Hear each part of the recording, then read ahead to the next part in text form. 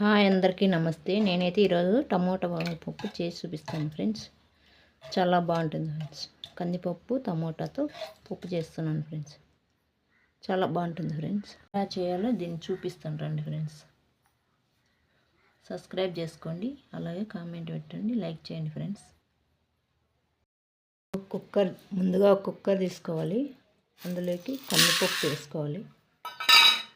అలాగే కొన్ని పచ్చిమిర్చి, కారానికి సరిపడా పచ్చిమిర్చి తీసుకొని ఈ నీళ్ళు పోసుకొని 2 సార్లు కడుక్కోవాలి ఫ్రెండ్స్. బాగా కడుక్కొని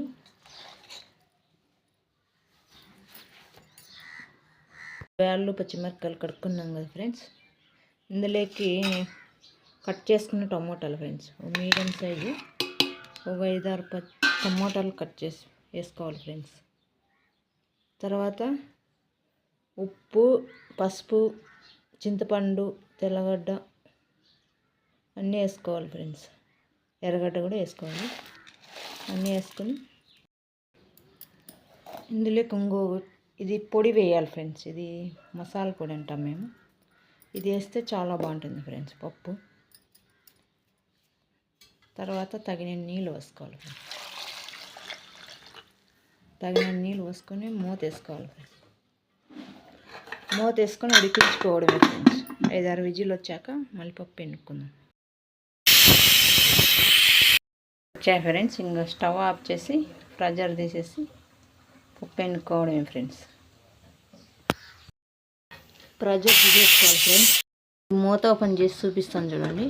పప్పు రెడీ అయింది. టమోటా పప్పు ఫ్రెండ్స్. చూడు, ఇంకెన్నుకోవడమే.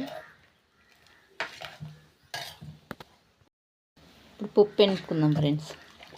పప్పు ఎన్నుకొని మళ్ళీ తర్వాత పెట్టుకుందాం. టమాటా పప్పు రెడీ అయిపోయింది ఫ్రెండ్స్.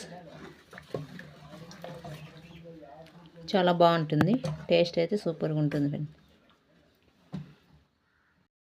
పెట్టుకొని ఆయిల్ వేసుకోవాలి.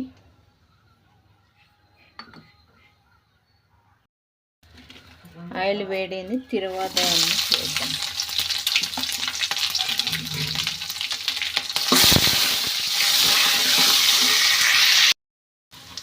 తిరువాత వేగింది ఫ్రెండ్స్. ఇప్పుడు కొద్దిగా రసంలో వేసుకోవాలి ఫ్రెండ్స్. నేను రసం తీసి పెట్టుకున్నా. దీంట్లోకి వేసుకొని, ఇది మా అత్తమ్మ ఫ్రెండ్స్, ఆమె కారం తిందు, రసం తీస్తాము. వేసుకున్నాం ఫ్రెండ్స్ అందులోకి.